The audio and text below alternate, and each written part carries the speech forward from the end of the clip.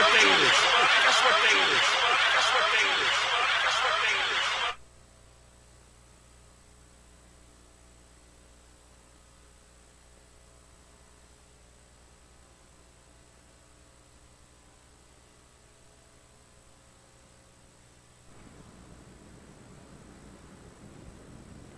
Hello, this is the day that the Lord hath made.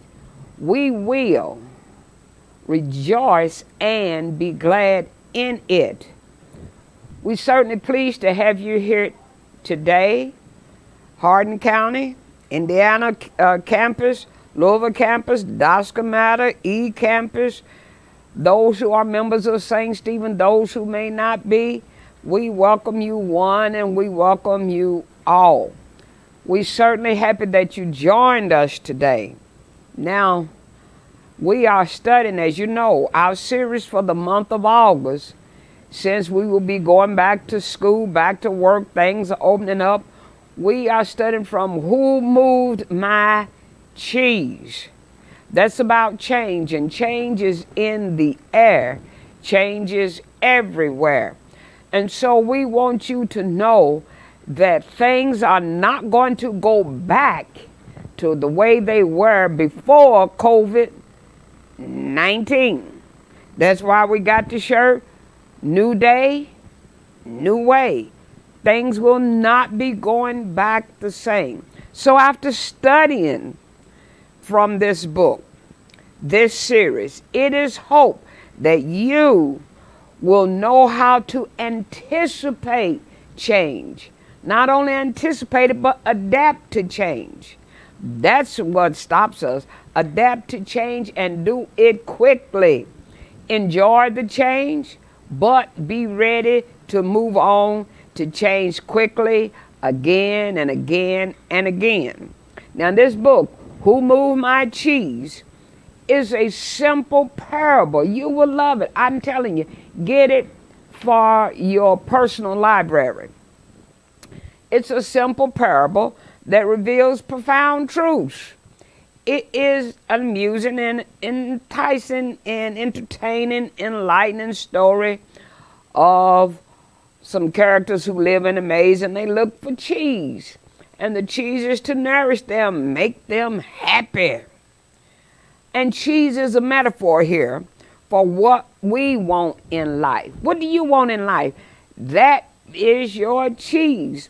And the maze, where we see our characters running through the maze is where you spend time looking for what you want.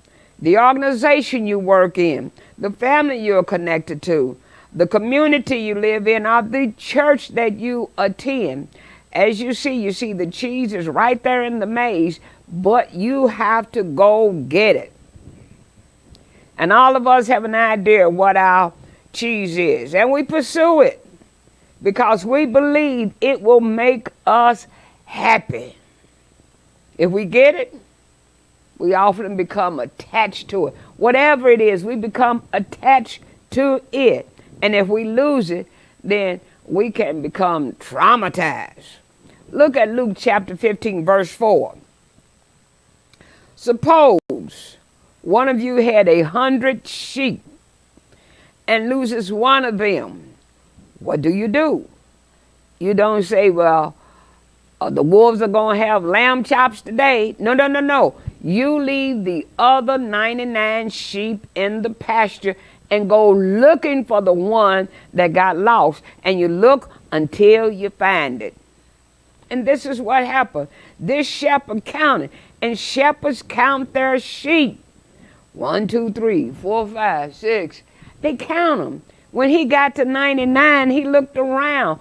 A sheep is missing. He has a lost sheep. The sheep was lost.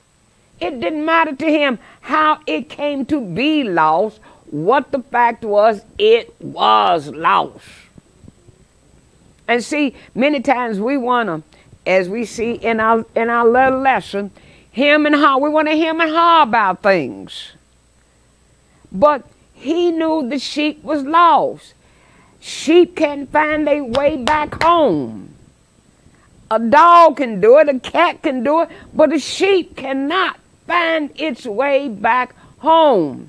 It can get lost. But the shepherd has to go.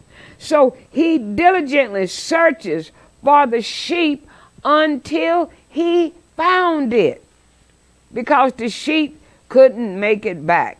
Now, in our lesson today, we are going to look at the children of Israel.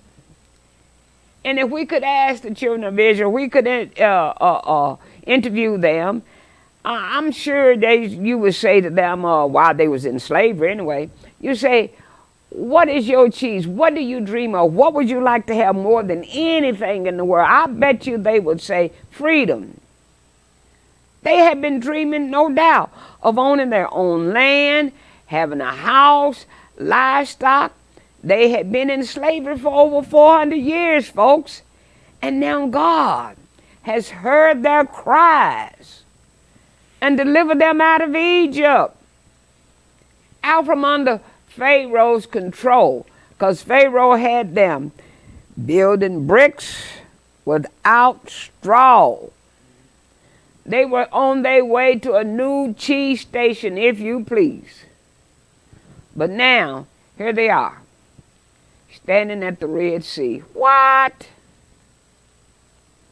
Standing at the Red Sea?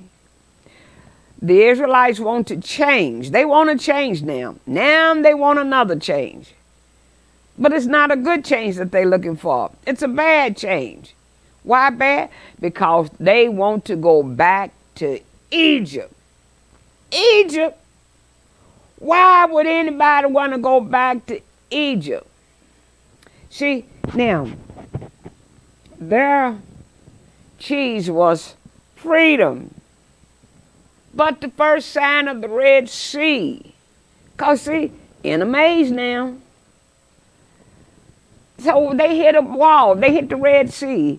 It made them think twice about whether they want to leave Egypt or not. In fact, they wanted to go back to Egypt. And before we talk about them, check ourselves before we wreck ourselves. At this point, they are more like him. That's one of the little characters in the book. They did not have to sniff out the new cheese, sniff and scurry. Remember, they in the book. God simply led them to it. They want freedom. Freedom. But here it is. Freedom is on the other side, woo, God Almighty, of the Red Sea. That's where freedom is. They didn't have to run through the maze to find it. God did it all. Freedom is on the other side of the Red Sea. But now here they stand at the Red Sea. Fearful. Too fearful, in fact, to cross it into a better life. In fact, in the story of the Red Sea, the Israelites followed the pillar of cloud by day and the pillar of fire by night as carefully as they possibly could. They were thrilled with their new freedom, full of excitement about the future. Now we can send the kids to high school. We can send them to Canaan High. They were in a maze, but God was leading them. So there was nothing to be uneasy about. But as they followed God, God deliberately, I said it, deliberately led them into a cul-de-sac. That's they are between hostile hills, mountains on either side, the sea in front of them, and Pharaoh behind them, and the Red Sea in front of them. It is too wide, too deep really, to wade in, and too wide to swim across. And let me say to you folks, let me say it again. The Red Sea was too deep to wade in and too wide to swim across. So the way through the maze to get to the promised land, to them and to us, we need to understand may be unacceptable. See, we want things nice and easy, but it may be unacceptable. And then it could be unexplainable. Why? Why would God take them that way? Did you ask him? And he said, because they need to see his power. See, and many times God leaves us this way or in a certain way so that he can demonstrate to us, I got this. I got the power. I can do this. We don't know it if he don't show it.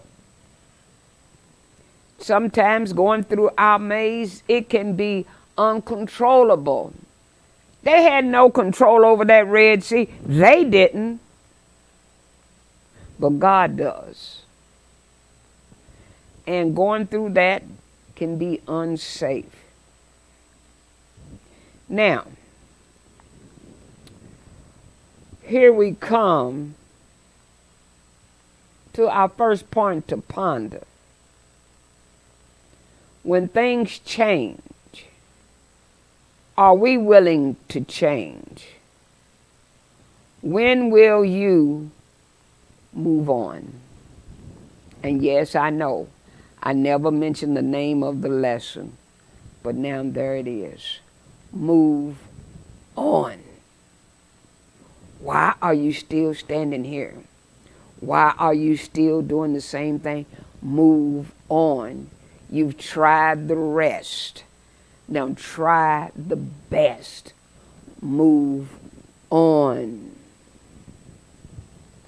The next point to ponder. Are you willing to cross your Red Sea?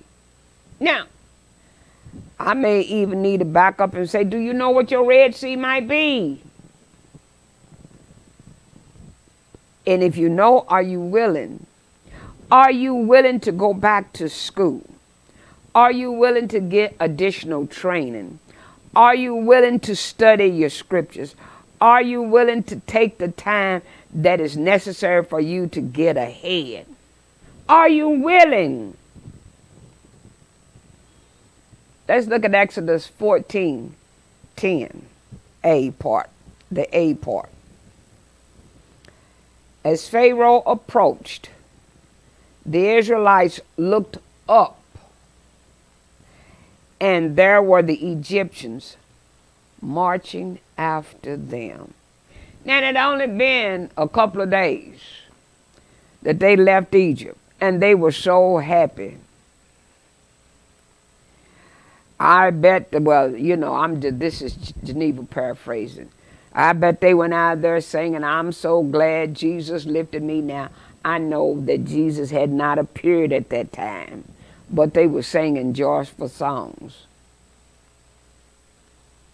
Glory, hallelujah, Jesus lifted me. That's what we do. We sing joyful songs. But the first time of trouble, when the rubber meets the road, then all of a sudden, we stop singing. Now look, let's look at their condition. What was their condition? Their condition was helpless. I'm going to make it plain. Mountains on either side. You got bills over here, bad doctor's report over here, Pharaoh behind him. You got no job in front of you, behind you, and you have no prospects in front of you. Now what you gonna do? Helpless. Not only were they helpless, but they were in a hopeless situation. I can't go to the right. I can't go to the left because, hey, the mountains are too high, too steep. I can't. The Pharaoh behind me, and here he comes thundering with all his chariots and horsemen and soldiers. And the Red Sea in front of me. This is hopeless. And not only was it that, it was in an impossible situation. How do I get out of this?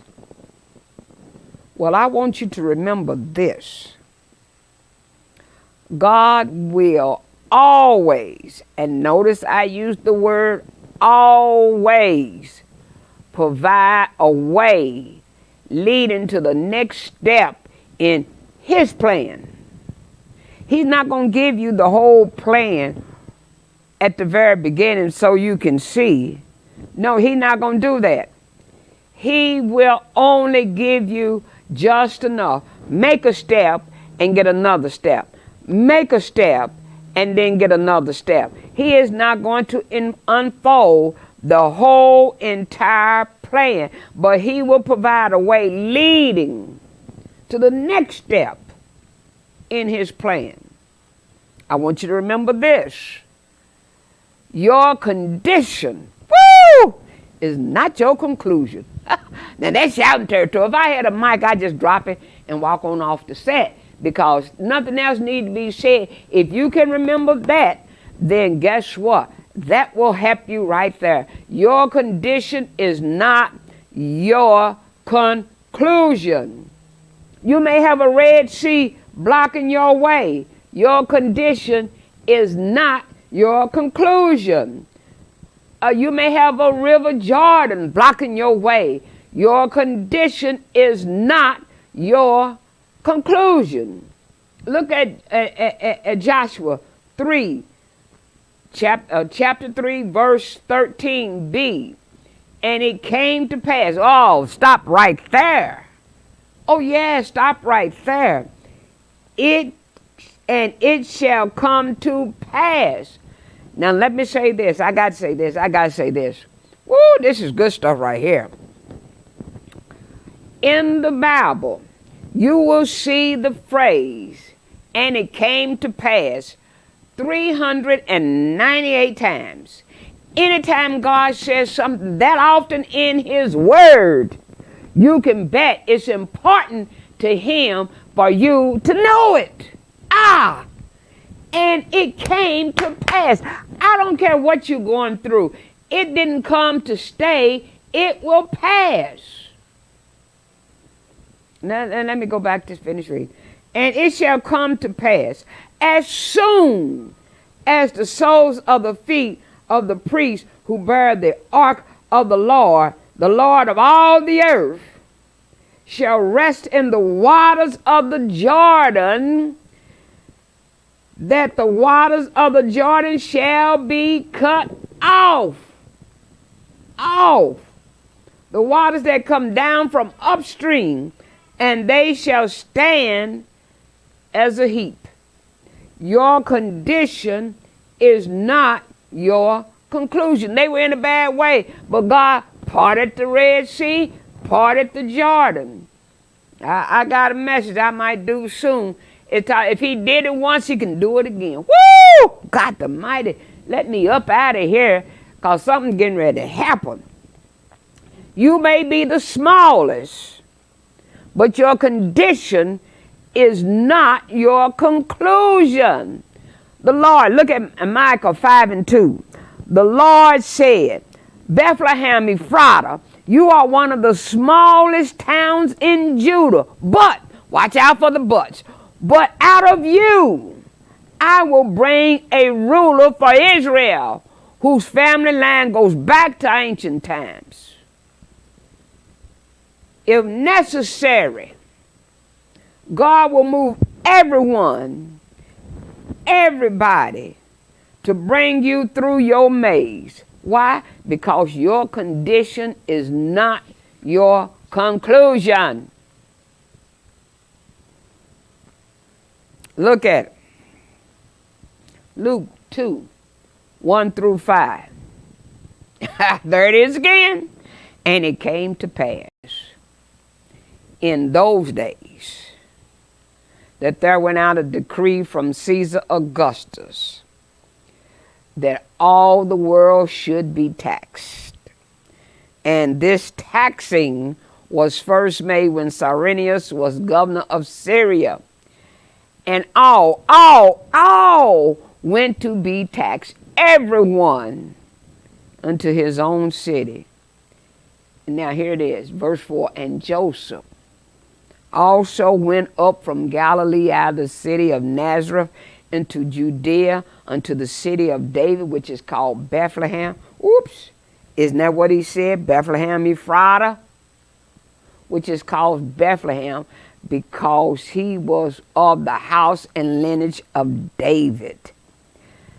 Verse 5, to be taxed with Mary, his espoused wife, being great with child.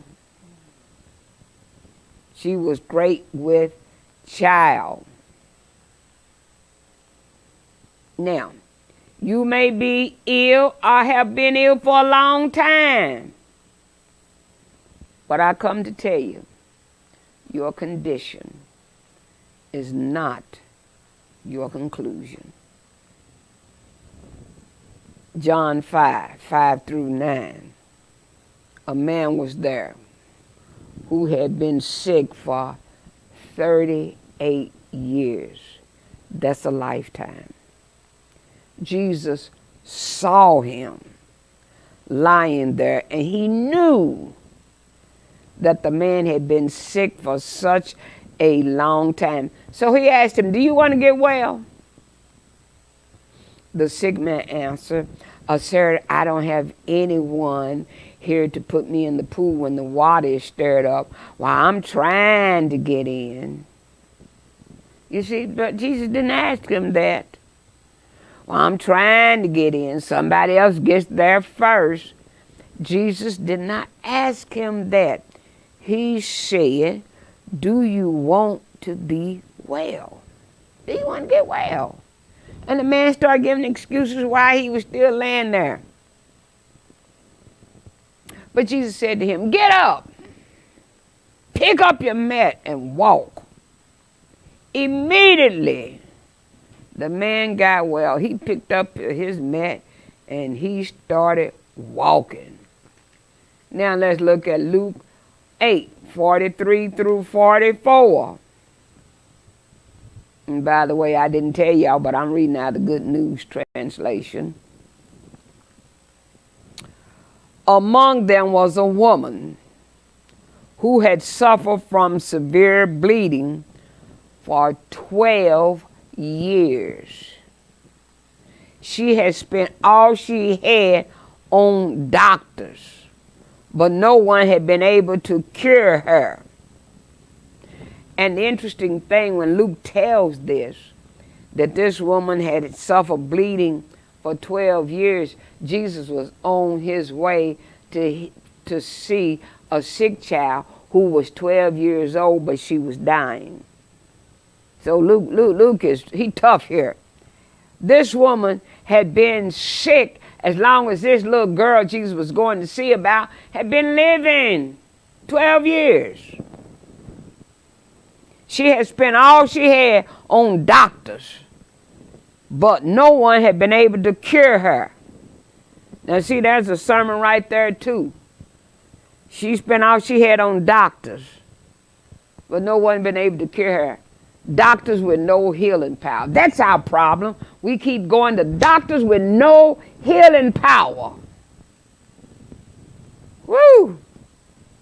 She came up in the crowd behind Jesus, touched the edge of his cloak, and her bleeding stopped at once.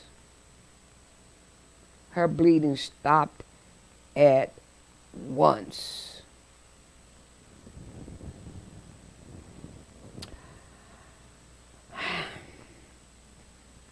As he did with the children of Israel, the Lord occasionally does the same thing with us. Why? Simply, he is testing our faith. Because, see, we are to walk by faith and not by sight. He's testing our faith. If we don't exercise, if I never move my arms, after a while I will be unable to move them. if I don't get up and walk? You see, when you have arthritis, you got to move it. Because Arthur, he don't play, he come to stay. So, just like we exercise, run, walk, whatever we do, exercise, then he wants us to exercise our faith so that it might be stronger. Have a person here, I'm going to shout out because she might be watching. I hope you are watching, Sister Yvonne Roberts. She just had knee replacement surgery. And the last thing that I said to her, make sure that you do your therapy, because it's important that you do your therapy when you have knee replacement, hip replacement. You have to do your therapy. Because if you don't exercise those muscles, then they become useless to us. And God wants us, and he gets us and puts us in situations where we have to exercise our faith. So our faith gets stronger. He allows us in situations because he's teaching us wisdom. Like I just got through saying, he did it before. Wisdom tell me, wait a minute, if he did it before, and I just read that God is the same yesterday, today, and forever, he can do it again. Woo! Wisdom. And then he is showing us his ways. My ways are not your ways, said the Lord. My thoughts are not your thoughts. So when you are in a difficult place, realize this. The Lord either placed you there or allowed you to be there for reasons perhaps known for now only to him. In other words, you don't know the reason. He hasn't told you the reason. He hasn't revealed the reason. He's God. He don't have to. Let me make it a little bit plainer. You remember growing up, go back in your mind, and your mama said you needed you to do something, and you gonna get all sassy and say why. She said, because I told you to. And that's what God is saying. I need you to do it. I'm not gonna explain it. Just do it. Just like we talked about that man a while ago that was at the pool, 38 years. Jesus looked at him and said, you want to get well? He said, well, you see, every time I try to get in the water, when it gets stirred out, somebody beats me in. So Jesus said, get up. And look, take up your bed and get up on out of here. If he hadn't done that, it wouldn't have happened. He'd still be there. And so he allows things so that he can demonstrate his tremendous power. But understand this, the God who led you in will lead you out. Woo! I tell you, this is just too many nuggets even for me. If he leads you in, he'll lead you out. He took them into a dead end. That's it, dead end. And they couldn't turn around and go back, because that's what you do in the cul-de-sac. You just get up there and you turn around and you come back out. But they couldn't do it because Pharaoh, he had hardened Pharaoh's heart. So Pharaoh was behind them. So now, the God who leads you in will lead you out. So when you find yourself in a difficult situation, remember you may be in an impossible spot, but you are there with a God who does impossible feats. That's how come I love that. Have you any rivers that you think are uncrossable? Have you any mountains that you can't tunnel through. Well, here's the good news. God, specializes in things thought impossible. And he can do what no other power can do. He can do it. So when your cheese, this is a point to ponder, when your cheese start to wither, perhaps God is getting you ready for something new that he wants you to learn, he wants you to know, and he wants you to do. But here's what you need to remember. I hope that you remember the points that has been given out. Remember that he will never put us where his presence will not sustain us. Okay, make it personal. Remember, he will not put me where his presence will not sustain me. His presence will keep me. His presence will uphold me. Remember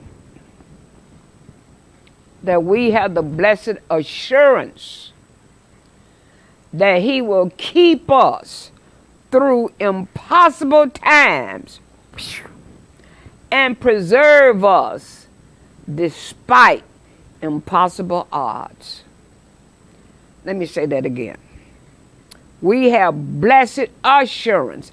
Assurance, meaning confidence, expectation that he will keep us through impossible times and preserve us despite impossible odds. He did it. He's doing it. We didn't know what we were up against last March when everything shut down. But God kept us. Not only did he keep us, but he's preserving us despite impossible odds. Yes, we've lost some church members. Yes, I've lost some family members. Yes, things been rough. Yes, we went in prayer. Our pastor challenged us, gave us 6 things to pray for. One of them was for a vaccine. So if I've been praying for a vaccine, why would I say now I'm not going to take it? Woo! Don't make sense. I prayed, he heard me. Now I'm going to say, God, I don't believe you did that. Or you did it too soon. Well, what is too soon? I need the Red Sea to part now. If God has allowed your cheese to run out, move on. He has another cheese mount for you. And I have to ask you, do you believe it? Do you believe it? You got to understand this. When the cheese gets moved, it is by God's appointment. Because he won't. We're going to see this next week as well. Because the church sat right where it was. And God had to move them. So it's by God's appointment. But it's in his keeping, under his provision, and for his time. I tell you, folks, if I had a mic, I would have dropped it and been out of here so long ago until Sister Sharon, the producer, she'd have to run down the hall and bring me back because I'd be gone because this is too good just to sit here. But let me go on because my time is... But let's look at Exodus chapter 14, verse 10b through 12, because you remember we stopped at 10a when it said, as Pharaoh approached, the Israelites looked up, and there was the Egyptians marching after them. Well, let's go back. They were terrified, cried out to the Lord. They said to Moses, Was it because there were no graves in Egypt that you brought us to the desert to die? Oh, come on, people. What have you done to us by bringing us out of Egypt? Well, you wanted to come out of Egypt. Didn't we say to you in Egypt, leave us alone? No. Let us serve the Egyptians. It would have been better for us to serve the Egyptians than to die in the desert. My Lord. That sounds like some of us. When the cheese ran out at Cheese Station C in the book here, sniff and scurry, they were not caught by surprise because they had been sniffing and looking and thinking, this cheese powder's going down. And besides, it tastes like it's getting a little old. Now, however, him and her, the little people, their reaction was completely different.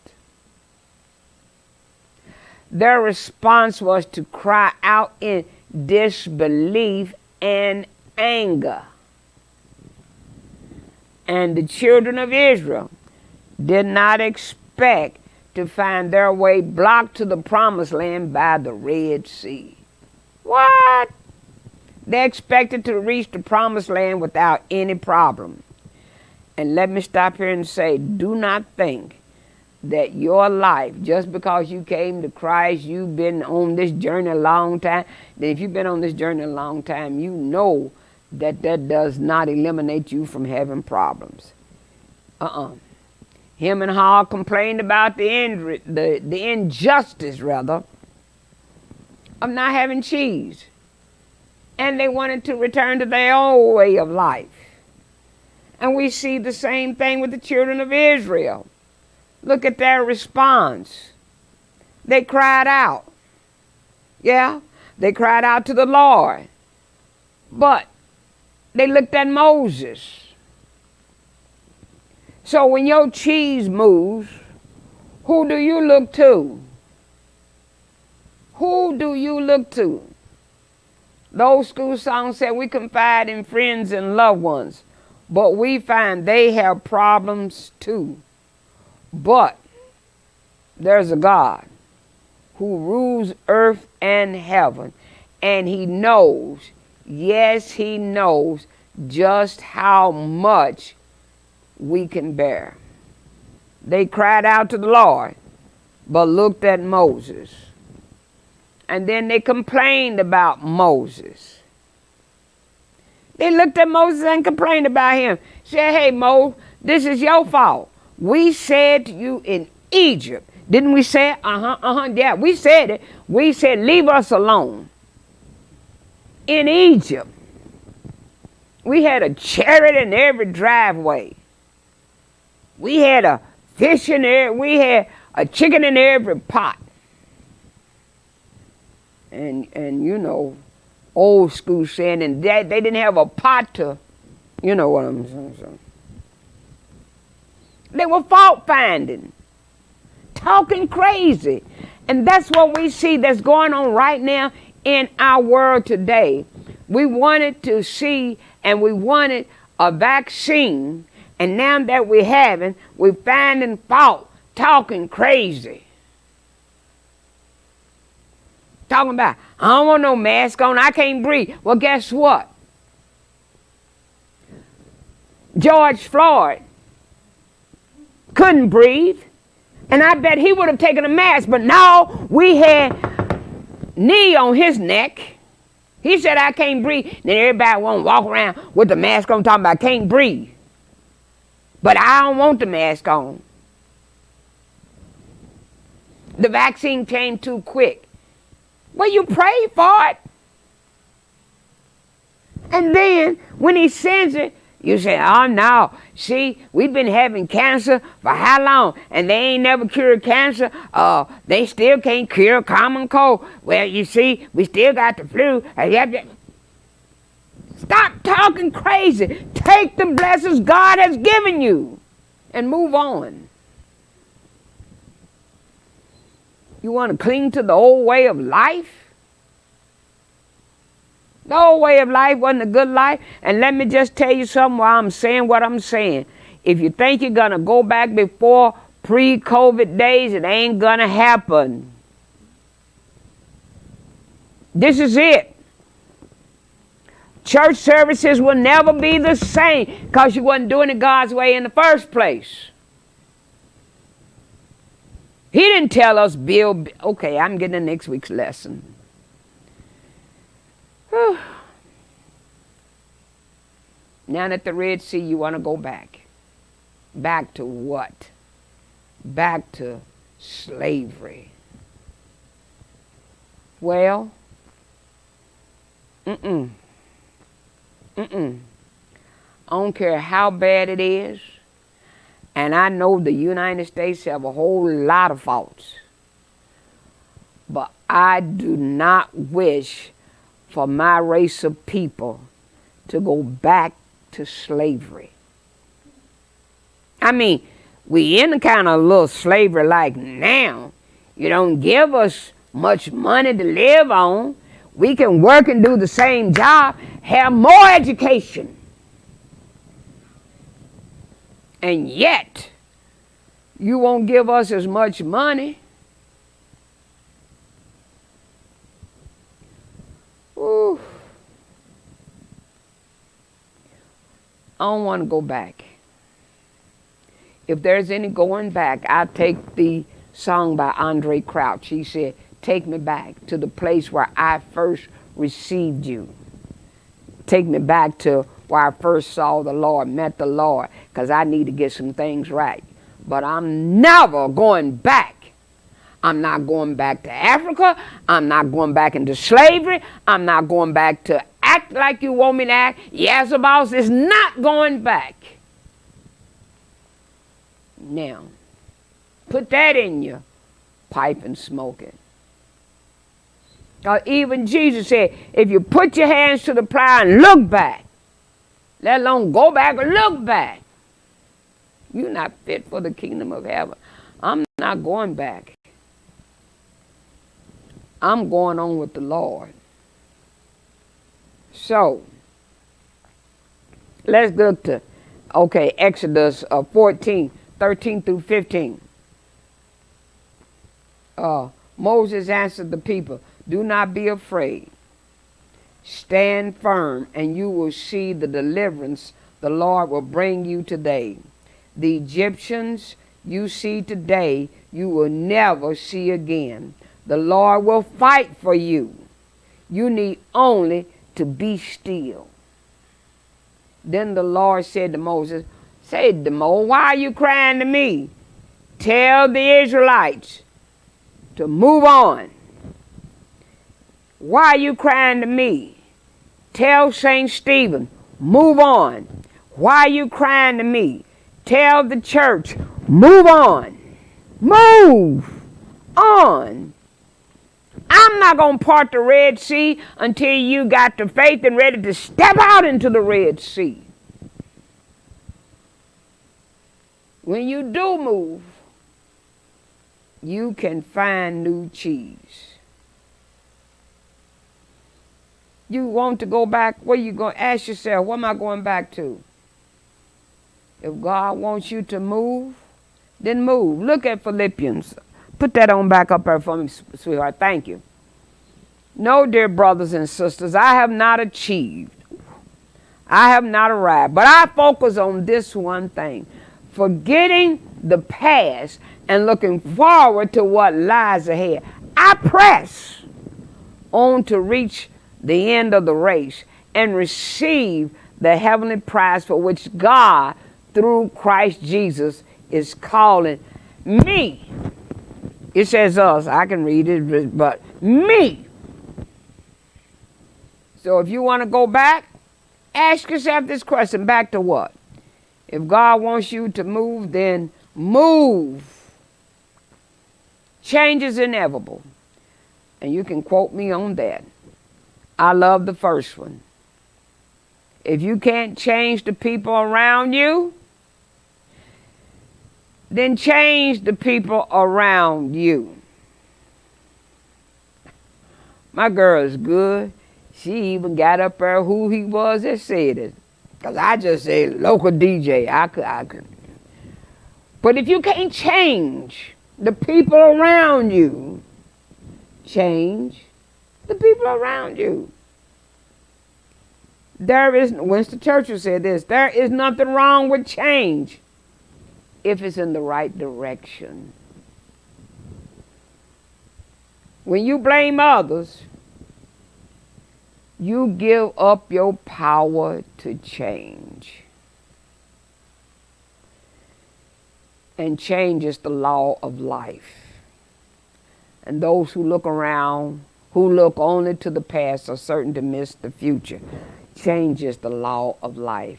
I just got through looking up the words because it'll be in one of the lessons. Everything must change. Nothing stays the same. I think it was written by George Benson, I think. Now, the last, consider how hard it is to change yourself. And you'll understand what little chance you have in trying to change others. That's our lesson for today. Next week, woo, I tell you, this girl is on it. Next week, we're going to talk about the gathered church, the scattered church. It promises to be a good one. Move on. See you next week.